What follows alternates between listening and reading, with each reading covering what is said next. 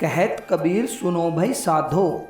संत कबीर जी कहते हैं, जिसके हृदय में ईश्वर होते हैं उसे किसी प्रकार का कोई दुख नहीं हो सकता।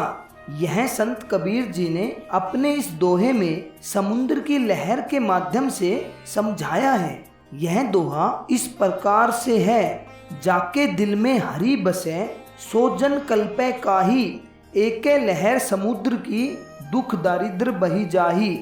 संत कबीर जी कहते हैं, जिसके हृदय में हरि का वास है वह व्यक्ति दुखी क्यों है। परमात्मा रूपी समुद्र की एक ही लहर से उसका सारा दुख पलक झपकते ही बह जाता है और दरिद्रता का नामो निशान भी नहीं रहता है।